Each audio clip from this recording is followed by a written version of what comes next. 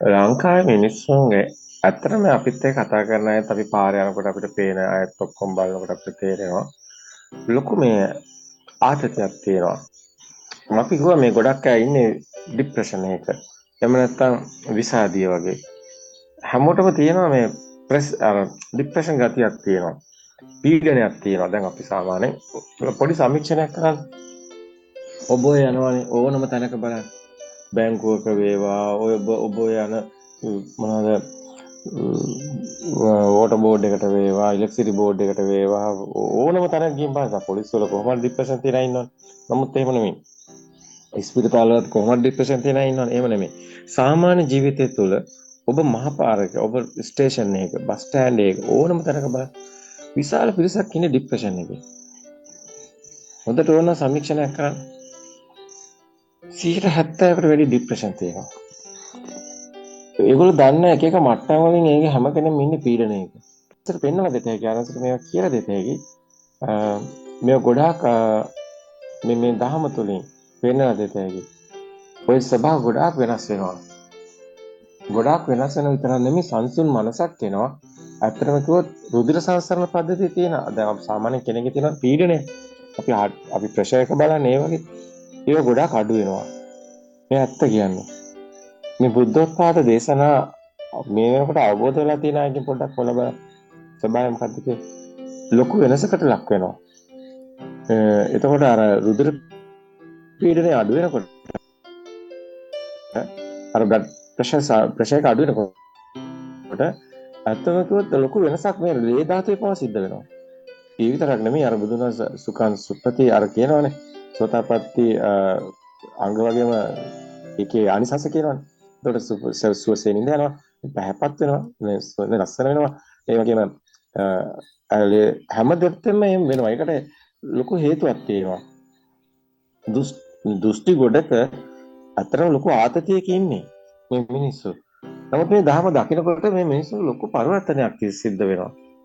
ඒක අභ්‍යන්තරයෙන්ම සිද්ධ වෙනවා. ඒක තුල දැන් ওই මහත්යට බය ඔක්කොම මේ කාන්තාව ටික මහත්තුරුන්ට බයිනවා. දැන් ඇත්තටම ඔක්කොම බයිද? ඇත්තටම කිව්වොත් එහෙම මහත්තුරු ළඟ ඉන්න ඉඳන් මහත්තුරුන්ට බයි. අපි දන්න විදිහට නම් ඔක්කොම බයිනවා. අපිට තේරෙනවා ඒක. ඒක සුදුසු නෑ.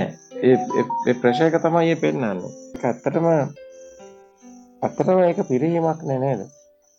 ඒක පිරීමක් නේ. ඒ හැමෝගෙම පිරීමක් තියෙනවා. ඊයේ දවසේ අපි දැක්කා ඒ හැමෝගෙම පිරීමක් තියෙනවා.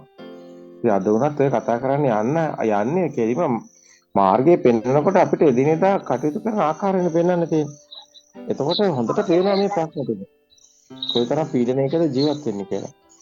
ඉතින් දහම තුළින් වෙන්නේ සම්පූර්ණ පීඩන ටික නැති වෙනවා. පීඩනේ සම්පූර්ණයෙන්ම 0 වෙනවා. ඊට පස්සේ ලේ ධාතුවේ මේ බ්ලඩ් ප්‍රෙෂර් පව අඩු වෙනවා. ඔය අධික පීඩනයකින් තමයි වැඩම කරන්නේ. ඊට පස්සේ මේ හැම දෙයකම වෙනසක් තියෙනවා. ඇත්තම කිව්වොත් එහෙම එපා වෙලා තමයි ගොඩක් අය ජීවත් වෙන්නේ. හැමදේම එපා වෙලා. දරුවොත් එක්කද, ගෙදරත් එක්කද, මහත්තුරුත් එක්කද හැම එකම ඒ කියන්නේ නුරුස්සනවා. වදයක් වගේ. බලන්න සමාජයත් එක්ක කතා කරන්නත් බෑ. එයාට මුකුත් කියන්නේ නැතුවම කේන්තියෙන් ඉන්නේ. ගොඩක් අය එහෙමයි. ඒතර මේකට හේතුව කොහොමද මාර්ගය? දැන් මේ දේශනා අහන අය මාර්ගයේ ඉන්නේ කොහොමද? මේ දේ ස්වභාවපව දැනෙන්න ගන්නවා. මේ පීඩන ස්වභාවපව දැනෙන්න ගන්නවා. ඒතර ගෙදර හැමතිස්සෙම එක්ක මුණු පුරා බලා ගන්නවා කියලා එක්ක මහත්තයා ආසනීපෙන් කියලා මේ අම්මා ඉන්නේ ලොකු පීඩනයක. මේ අම්මාට මේ සැනසීමක් නැහැ. මේ අම්මා මාර්ගේ කොහොම ඉන්නද? මාර්ගේ ඉන්න නම් මේ අම්මට හොඳ දහම තුළින් හොඳ තියෙන්න ඕනේ අවබෝධයක්. ඒ වුණොත් ඔන්න මහත්යත් ප්‍රශ්නයක් නැහැ, දරුවොත් ප්‍රශ්නයක් නැහැ, ගෙදරත් ප්‍රශ්නයක් නැහැ. ඒ විතර කෙනෙක් නැති බව වැටහෙන තරමට සියල්ලෙන් නිදහස් වෙනවා. ඊට පස්සේ ඔය එකක්වත් ප්‍රශ්න නෙමෙයි. ඔය එකක්වත් ප්‍රශ්න වෙන්නේ නැහැ. අතනකොත් කායිකව දැනෙනකොට කායික වෙහසක් දැනේ. නමුත් මානසික සුවයක් තියෙයි දහම තුළින්. කායික වෙහස කියන්නේ අපි රැකියාව කරනකොට වැඩ කරනකොට අපිට කායික වෙහසක් දැනෙනවා. නමුත් ඒක අපිට මානසිකව ඒ වෙහස දැනෙන්නේ නැහැ. ඇත්තම කතාව දැන් අපි හිතමු අපි ගෙදරක වැඩක් කරනවා අපි පිරිමි මිනිස්සෙක් මොන හරි දෙයක් කරනවා කියලා තනකොළ ටිකක් කපනවා හරි ගොවිතැන් කරනවා හරි එහෙම නැත්නම් ওই ගෙදර මොකක් හරි වැඩ කටයුත්තක් කරනවා කියලා. ඉතින් ඒක තුළ ඇත්තටම ඒ ශරීරේ පවා ප්‍රබෝධමත් වෙනවා. ඒකට හේතුව අර ක්‍රියාකාරීත්වය නිසා. එයාගේ මසල්ස් වල ස්වභාවය, එයාගේ අස්ථි වල ක්‍රියාකාරීත්වය, එයාගේ රුධිර සංසරණ පද්ධතිය වල ක්‍රියාකාරීත්වය, ස්නායු පද්ධතිය වල ක්‍රියාකාරීත්වය සියල්ල පොසිටිව් වෙනවා. ඒ නිසා ඔබ වැඩ කරන්න ඕනේ. ඔබ කටයුතු කරන්න ඕනේ. ඔබ සාමාන්‍ය විදිහට ඒ කටයුතු කරන්න ඕනේ. මේ ගොඩක් වෙලාවට ඔබ හිතන දේ නෙමෙයි ඇත්ත. දැන් කෙනෙකුට හිතෙන්න පුළුවන් මුකුත් වැඩක් කරන්නේ නැතුව ගෙදරට වෙලා හිටියාම ආවුස වැඩි වෙනවද? ආවුස අඩු වෙනවා. කොලෙස්ටරෝල් වැඩි වෙනවා. ඇයි මේ ශරීර කුඩු වැඩ කරන්නේ නැහනේ. වාහනයක් වුණත් ගෙදරක ඒ පාරේ දිව්වේ නැත්නම් ඒක ලෙඩ වෙනවා. අනිත් ඒවා දි รา පත් වෙනවා. ඒ සිස්ටම් එක හරියට ඔපරේට් වෙන්නේ නැහැ. හරියට ඒව වැඩ කරන්න ඕනේ. ඉතින් මේ වගේ තමයි ඔබේ ක්‍රියාකාරීත්වය. සමහර අය හිතන දැන් අපි වයසයි අපි දැන් ඉස්ලාම කියලා ඉස්ලාම් සුවෙන්නේ කියලා. අපි පුළුවන් එහෙම ඉන්න ඉතින් කමන්නේ නැහැ. ඉස්ලාම් සුවෙන් ඉන්න ඕනේ අතන වයසයි. කලින් වගේ වැඩ කරන්න බෑ තමයි. නමුත් ඒකේ තියෙනවා යම්කිසි ස්වභාවයක්. මෙන්න මේක තමයි අපි මේ ගොඩක් කතා කරන්න යන්නේ. අත්‍තරම බැලුවොත් එහෙම අපි මේ ගොඩක් රටවල් අපි මේ අධ්‍යයනය කරලා තියෙනවා. මේ සිත නිවෙන සවුන්ඩ්ස් තියෙනව නේද? ඒ රටවල ඒ සිත නිවෙන නාද රට, ශබ්ද රට ඒ ආවුස වැඩි වෙන හේතු වෙනවා. මේක හොඳ ඕනම අධ්‍යයනය කරලා බලන්න.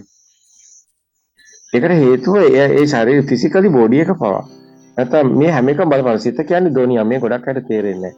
සිත කියන්නේ ධොනියක් කියලා. සිත කියන්නේ ධොනියක්. ඒ සිතේ ඔය විසිරුණු ස්වභාවයේ වෙහෙස මුළු ශරීර කෝඩුවටම බලපානවා. මුළු ඔය හැම සෛලයකටම බලපානවා. ඉක්මනට වයසට යනවා. වයසට වැඩි කය දිරනවා. කය වැඩ කරන්නේ නැති වෙනවා. ඉතින් අපේ ගොඩක් අයට ආයුෂ අඩු වෙනවා. මේ ආහාර පාන දේවට බලපානවා. මේ අපි කුසීතයි. කුසීතයි කියන්නේ අපි බත් පිඟන් පිටින් ගිලිනවා. පිස්තේ. අද ලොකු කුසක් දරනවා. අපි ආම්දුරට පාර යන්න බෑ සමහරලාට. ඒ තරම් බඩගෙඩියක් තියෙනවා. ඒකට දැන් බුදුන් වහන්සේ කියන්නේ මේ කුස හැමතිස්සම හිස්ව තියන්න කියලා. අන්තිම ගුලි දෙක වළඳන්න එපා කියනවා. එහෙම අදහසක් තියා ගුලි දෙකක් වළඳනවා තියා පැලෙන්න කියලා ඉන්නේ. ඒතර ඒක පිරිහීමක්. භික්ෂුවට ඒක ගැලපෙන්නේ නැහැ. ස්වාමීන් වහන්සේත් මේවා තේරුම් ගන්න ඕනේ.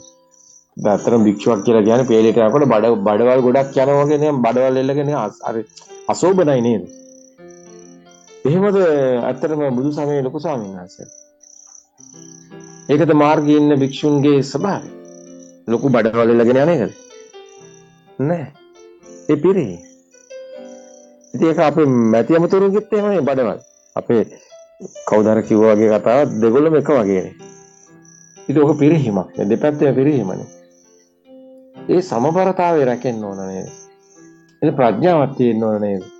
දැන් භික්ෂුව කියන්නේ සාමාන්‍යයෙන් ඒ ආයතන ටික ඔය විදිහට ඕන විදිහට පිනවගෙන යන එක නෙමෙයි නේද? දැන් භික්ෂුව කියන්නේ ආයතන පිනවනේ පැත්තෙන් අනිත් පැත්තට එන්න ඕන නේද? ඒක ඔක්කොම සමබර වෙන්න ඕන නේද? ආයතන කළමනාකරණයට යන්න පුළුවන් නේද? එතනට එන්න ඕන නේද? උත්තර දහම දැක්කම පුදුම සැහැල්ලුවන්නේ දැනෙන්නේ. අර ડિප්‍රෙස් ගතිය සම්පූර්ණයෙන්ම නැති වෙනවා.